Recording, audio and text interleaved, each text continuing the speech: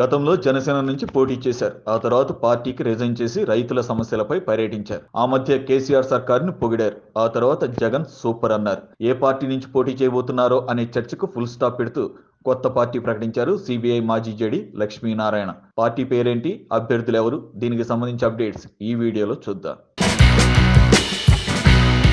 ఆంధ్రప్రదేశ్లో మరో కొత్త పార్టీ పుట్టుకొచ్చింది. సిబిఐ మాజీ జేడీ లక్ష్మీనారాయణ కొత్త పార్టీని ప్రకటించారు. జై భారత్ పార్టీ పేరుతో ఎన్నికల బరిలో దిగేందుకు రంగం సిద్ధం చేసుకుంటున్నారు. ఈ పార్టీని గతేడాది రిజిస్ట్రేషన్ చేయించినట్లుగా తెలుస్తోంది. రానున్న ఎన్నికల్లో విశాఖ ఎంపీగా లక్ష్మీనారాయణ పోటీ చేయాలని ఫిక్స్ అయ్యారు. వాస్తవానికి అప్పట్లో జనసేన నుంచి పోటీ చేయడంతో ఈసారి ఎన్నికల్లోనూ జనసేన తరపు నుంచే బరిలో దిగుతారని అంతా అనుకున్నారు. కానీ అనూహ్యంగా కొత్త పార్టీ ప్రకటించాలనే నిర్ణయం తీసుకున్నారు. 2019 సార్వత్రిక ఎన్నికల్లో జనసేన పార్టీ నుంచి వైజాగ్ ఎంపీగా లక్ష్మీనారాయణ పోటీ చేసి ఓడిపోయారు.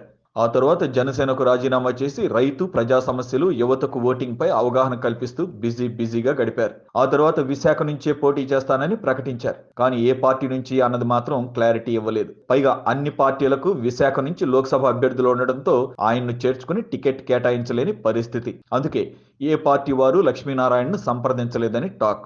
ఆ మధ్య లక్ష్మీనారాయణ అన్ని పార్టీలను పొగుడుతూ వైరల్ అయ్యారు. కేసీఆర్ సర్కార్ను చాలా సందర్భాల్లో పొగడ్డంతో ఏపీ బీఆర్ఎస్ చీఫ్ అవుతారని అనుకున్నారు. ఆ తర్వాత ఓసారి శ్రీశైలం వెళ్ళినప్పుడు జగన్ ప్రభుత్వాన్ని పొగడ్డంతో వైసీపీలో చేరతారని అంతా ఫిక్స్ అయిపోయారు. కానీ ఆ ప్రచారాన్ని ఖండించారు లక్ష్మీనారాయణ. వాస్తవానికి జేడీ లక్ష్మీనారాయణ వీఆర్ఎస్ తీసుకున్నప్పుడు ఆయనకు మంచి క్రేజ్ వచ్చింది. అప్పట్లో సొంత పార్టీ పెడితే ఎంతో కొంత వర్కౌట్ అయ్యేదేమో అనే అభిప్రాయాలు వ్యక్తమయ్యాయి. ఇప్పుడు కొత్త పార్టీ పెట్టారు. ఇందుకే మాజీ జేడీ ఈ పార్టీ ద్వారా రాష్ట్రం మొత్తం అభ్యర్థుల్ని ప్రకటిస్తారా, లేదంటే ఈసారి ఎన్నికలకు విశాఖ నుంచి ఆయన ఒక్కరు మాత్రమే పోటీకి దిగుతారా అన్నది క్లారిటీ రావాల్సి ఉంది.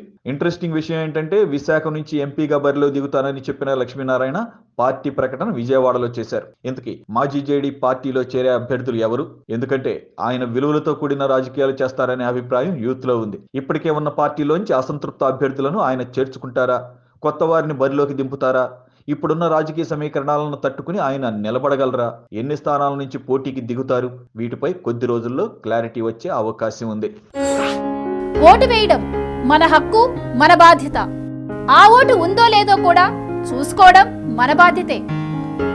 మన ఓటు గల్లంత అయింది అంటే మన ఆస్తిని ఎవరో కొట్టేసినట్లే.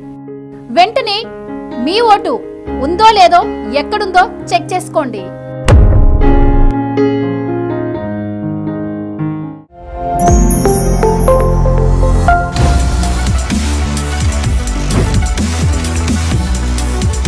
ఈ వీడియో కనుక మీకు నచ్చినట్టయితే లైక్ చేయండి, షేర్ చేయండి, సబ్స్క్రైబ్ చేయండి. అలాగే పక్కనే ఉన్న బెల్ ఐకాన్ని క్లిక్ చేయండి.